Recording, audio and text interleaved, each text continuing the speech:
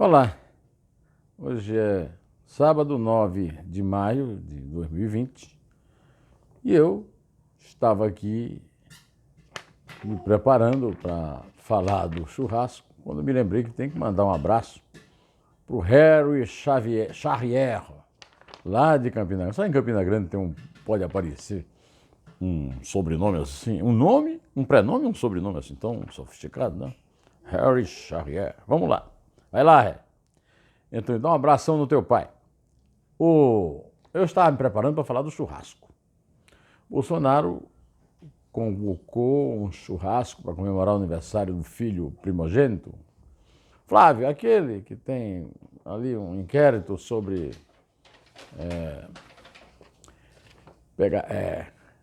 rachuncho, né, de dinheiro de funcionário de gabinete na Alerj. E que também gostava de premiar miliciano na cadeia, como o capitão Adriano. Pois é, era um churrasco apropriado, porque se aproveitaria para comemorar o total de 10 mil mortes pela Covid-19, que o Bolsonaro continua desprezando, sem dar a mínima e sem sequer puxar a orelha do ministro que ele botou lá, o ministro da Saúde, Nelson Teich, que até agora não fez nada. E a situação só se agrava, e ele, evidentemente, culpa os governadores, como se fossem os governadores que tivessem nomeado esse chofé de vampiro lá, né? Mas aí ele viu que a repercussão ia ser muito ruim, aí ele apela para aquela sua jogada de sempre. Ah, fake news, essa imprensa idiota caiu nessa. Ou seja, ele transformou o churrasco, comemorando 10 mil mortes, numa pegadinha, para pegar a imprensa.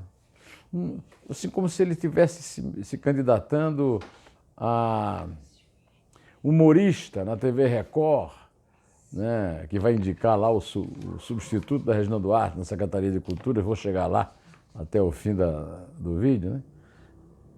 A pegadinha é pior do que o churrasco, tá certo? A pegadinha é pior do que o churrasco. Porque é um senso de humor, não é um humor negro, é um humor macabro, é uma adoração que o Bolsonaro tem pelo deus Thanatos, o deus grego Thanatos, da morte. Ele já disse, eu já falei isso aqui quantas e quantas vezes, que ele é um capitão de artilharia, a sua modalidade é matar. Durma-se, né, com um tiro desse, né? Pois é, mas ele, como vocês sabem, eu sempre lembrei, o grande herói dele é o coronel Brilhante Ustra, torturador, assassino, sujeito completamente desqualificado, e é o herói dele. Ele chegou a citá-lo como se fosse um herói no voto em que ele deu no impeachment, no julgamento do impeachment da Dilma. Mas nessa semana, o Bolsonaro encontrou um herói à altura do Ustra. Levou para o seu gabinete, para homenagear, um oficial do Exército, conhecido como Major Curió.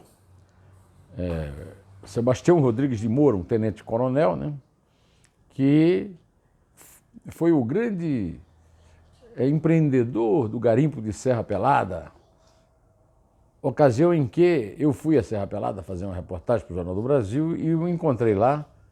E o Major Curió é um tipo interessante, ele é duplamente herói, porque o Bolsonaro também, como já foi garimpeiro, né, disse pelo menos que foi, então ele adora também garimpeiros. Ele demitiu, inclusive, o presidente do IBAMA, porque acompanhava a Guarda Nacional na destruição de máquinas de invasores de terras de índios, né? Eu conheci o Major Curió, e um dos grandes feitos da vida do Major Curió, que ele não tinha a menor vergonha, ao contrário, ele tinha orgulho de contar, é que ele tinha matado o grupo que ele chefiava, porque ele era capitão na guerrilha do Araguaia, e ele tinha um grupo que assassinou 12 guerrilheiros do Araguaia.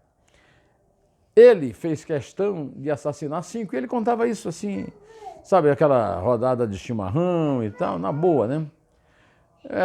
O detalhe é que essa guerrilha era chamada de armada, mas essas pessoas que ele torturou e matou estavam desarmadas. Então, a bravura para o Bolsonaro é sinônimo de covardia, porque não pode haver covardia maior do que você torturar uma pessoa. Agora, a maior ainda é matar e depois contar em rodas de amigos, como se fosse uma grande graça, que é o que o Bolsonaro faz sobre grandes aventuras dele, como o inimigo do Exército Nacional, né, da ditadura militar, implorava para não morrer. Claro, todo ser humano implora para não morrer, todo mundo quer ficar vivo, né? Pois é, o Bolsonaro fez questão de homenagear o Major Curió. Chegou lá em cadeira de roda, mas ninguém deve se enganar, não. É um assassino frio e cruel. O meu amigo, meu colega no Jornal do Brasil, e por coincidência era editor da Veja quando o Bolsonaro publicou aquele famoso artigo dele, né, a sua atuação como terrorista. Ele planejou atentados à bomba em quartéis e na adutora do Guandu, junto com o tal do Capitão Fábio, está contado no livro de Cadete a Capitão, do Luiz Macluf de Carvalho. Mas o Hugo Studas, hoje é professor da Universidade de Brasília, contou essa história, confirma a história que o Curió contava, né? Tem até uma cidade lá chamada Curiolândia, no lugar que era a Serra Pelada, né? que era a aldeiazinha que reunia os garimpeiros de Serra Pelada. Então contou no seu livro Borboletas e Lobisomens, que é uma bela, completa e imparcial, um imparcial relato da guerrilha do Araguaia, essa história toda que eu contei, que eu ouvia nas conversas de café, tal da noite, no escuro ali da Serra Pelada, que era um ambiente, aliás, impressionante, né? Me lembrava a Torre de Babel. Pois bem, então é isso aí. Quer dizer, o churrasco, a comemoração das mortes está bem dentro do espírito que o Bolsonaro herdou do que ele acha que é o Exército Brasileiro, né? A profissão matar, né? O Exército Brasileiro tem uma longa tradição de massacres, né? A Guerra do Paraguai, que massacrou crianças armadas, o massacre de Canudos, que massacrou beatos pobres sertanejos, armados de facas e fuzis vagabundos, né? E ainda assim levou um baile, viu? O Pajeú, que era o chefe militar lá do Conselheiro, deu um baile, né? Massacrou também os beatos do Contestado, e por aí afora, né? Então o Exército Brasileiro massacrou lá no Haiti. Aí quem tem boas histórias para contar é o general Augusto Heleno Ribeiro, né? Que é o chefe do Gabinete de Segurança Institucional lá do Bolsonaro. Pois bem, mas vamos em frente, porque esse é um assunto que já foi devidamente tratado, né? Ele bem que revela o caráter, o pensamento do Bolsonaro e, de certa forma, uma sociopatia que levou o jurista, que foi ministro da Justiça, Miguel Reale Júnior, filho do grande filósofo Miguel Reale, de direita, que lançou uma campanha aí, como é que é? Impeachment psiquiátrico já, né? Golpe psiquiátrico já, seja uma junta psiquiátrica para julgar. Aliás, se for fazer o julgamento, não é bom ficar só no Bolsonaro, não. Pode passar ali pelo Palácio, que vai ter muito freguês lá dos psiquiatras. Bom, outro feito do Bolsonaro é dizer que é isento de Covid nos exames que prestou no Hospital das Forças Armadas, mas não quer mostrar os exames. O Jornal Estado de São Paulo entrou na Justiça e o presidente do Superior Tribunal de Justiça, João Otávio Noronha, negou a obrigação que ele teria de mostrar os exames de Covid-19, né? Isso é coerente com as ações do João Otávio Noronha. Eu tenho sido bastante crítico ao João Otávio Noronha pelo fato de que ele o filho dele é advogado de Coriolano Coutinho, um dos bandidos da Operação Calvário, lá na Paraíba. E ele estava prontinho para soltar o irmão do Coriolano, Ricardo Coutinho, quando o antagonista publicou essa história do filho advogado do Coriolano, e ele passou a bola para Laurita Vaz, né? Que era relator e que terminou soltando como estava combinado, né? Pois é, isso aí. Bom, um outro departamento judicial, né, o Palácio do Planalto, virou agora um endereço preferencial de oficiais de justiça. Foi entregue, afinal, o vídeo da tal reunião que o Bolsonaro disse que ia distribuir, ia botar na rede social, e já tinha mandado, inclusive, legendar. No dia seguinte já afinou, típico dele, é o churrasco, depois não, fake news, jornalistas idiotas. Ah, não, mas eu fui aconselhado, porque, né, tem histórias lá. Depois a Thaís Oyama já disse isso aqui para vocês, revelou as histórias, né? O Abraham Weintraub, por exemplo, falando mal das mães dos 11 ministros do Supremo, coisas assim, né? Uma briga de muito palavrão entre ministros, etc, etc. Pois bem, aí o advogado-geral da União, que ele disse que é meu advogado, numa prova de grande ideia de confusão de público, não é nem com privado, é com pessoal, familiar e pessoal, né? Meu advogado, o advogado-geral José Levi Amaral Júnior, casado com uma assessora do ministro Gilmar Mendes, lá do Supremo, cuja mãe foi homenageada pelo Weintraub também, né? Rogou, está escrito lá, roga, né, que dispensasse de entregar o vídeo. Depois diz, pode ser que tenha sido filmado só alguns trechos. Depois, nós gostaríamos de mandar editado, porque tem muita coisa que não seria bom revelar. E aí depois terminaram desistindo e mandaram o vídeo. Então o vídeo está lá na mão do Celso de Mello e ele é que vai decidir o que é que vai fazer.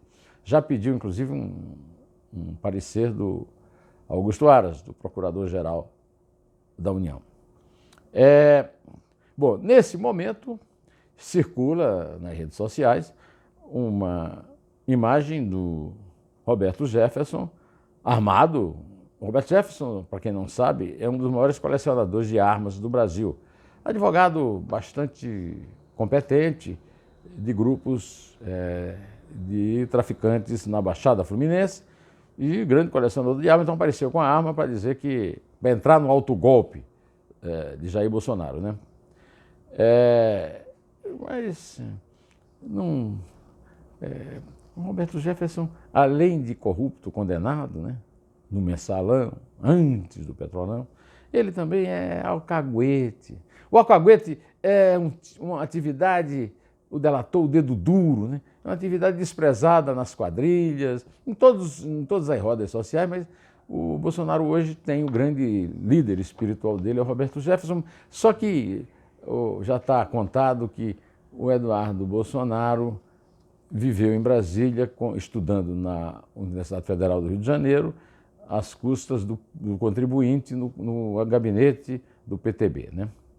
Pois bem, aí, enquanto o Roberto Jefferson se prepara armado para entrar no autogolpe do Bolsonaro, os golpistas bolsonaristas reuniram hoje, acho, 15, 20 pessoas. Não tinha mais gente do que a reunião de 30, viu? Não tinha mais. E aos gritos de abaixo o Supremo, o Congresso e não sei o quê, e mito, cadê você? Eu vim aqui só para te ver. Foram até a frente do Palácio da Alvorada pregando o golpe, né? Parte dos manifestantes vaiou o hasteamento da bandeira nacional. O hasteamento da bandeira nacional a meio mastro, numa homenagem do Congresso aos mortos da Covid-19. Agora, o grande inimigo do Bolsonaro são os mortos da Covid, dos bolsonaristas, né? É a coisa mais cômoda da história da vida dele, da biografia dele, né? O inimigo já chega morto, né? Já entra pelo caixão, né? Pois bem, os amigos, né? O deputado federal Sebastião de Oliveira, do PL de Pernambuco, o PL é o partido do Valdemar da Costa Neto, aquele boy, também corrupto, condenado no mensalão. Está entre os alvos da segunda fase da Operação Outline, desencadeada na manhã de ontem, dia 8 de maio, para apurar desvios em contratos de 190 milhões de reais para requalificação requalificação, está aqui, sei lá o que é isso, para apurar desvios em contrato de 190 milhões para requalificação da BR-101. Eu conheço muito a BR-101 porque é a estrada que liga João Pessoa, capital do meu estado, ao Recife, estado do Sebastião de Oliveira, né? O primeiro deputado do Centrão a emplacar um nome no governo Bolsonaro foi ele, mostrando que essa relação entre Centrão e Bolsonaro, ela se pauta realmente pela necessidade que o Bolsonaro tem de ter a Polícia Federal na mão. Porque, inclusive, foi registrada a ida do grandão lá, como é que chama? Rolando Lero Alexandre de Souza, né? Depois dessa, foi visto entrando sorrateiramente, lá no Palácio para ver o chefe, o Bolsonaro, né? Na coletiva, o delegado Daniel Silvestre, subordinado do Rolando Lero, indicou que as irregularidades mais contundentes na execução da obra investigada, com evidência de pagamento de propina, foram identificadas entre 2017 e 2018. Bom, você que está impressionado com as opiniões de Regina Duarte, eu devo dizer a você que a Regina Duarte está fazendo uma genuflexão ao Olavo Carvalho, que já, aliás, teve palavras bem mais duras e palavrões a respeito dela depois da reconciliação, né? Está sendo queimada em fogo lento, porque vai ser substituída por Igor Siqueira. Igor Siqueira trabalhou com o selo editorial evangélico G12 Editores da Colômbia, desculpe. Foi nesse ano que recebeu o convite para iniciar a empresa Graça Filmes, 2010, né? Braço cinematográfico do grupo Graça da Comunicação, que pertence ao missionário R.R. Soares. O missionário R.R. Soares tem um filho chamado Davi, que convocou o diretor da Receita Federal para uma audiência com o Bolsonaro, na qual foi pedir, em nome do pai, um perdão de 44 milhões de uma dívida de impostos, né? Pois bem, o R.R. Soares tem uma grande vantagem. Ele é cunhado do concorrente dele, de quem ele é dissidente, né? O Edir Macedo. E o Edir Macedo foi quem indicou o Igor para o lugar de Regina Duarte. Acho que todo aquele latim sujo da Regina Duarte pode cair no vazio, porque o Igor vem aí. Aliás, o Igor é citado no telefonema da Regina com a secretária, né, que foi grampeado e foi divulgado, e o nome dele é Siqueira, só para informação, porque na degravação do telefonema era inaudível o sobrenome, Siqueira, indicado ex-funcionário do R.R. Soares, indicado pelo cunhado do R.R., que é o Edir Macedo, né, dono da Record. Pois bem, antes que o sol desça de vez, escondido pelas nuvens, neste fim de tarde eu me despeço, direto ao assunto. Em té, e só a verdade me salvará.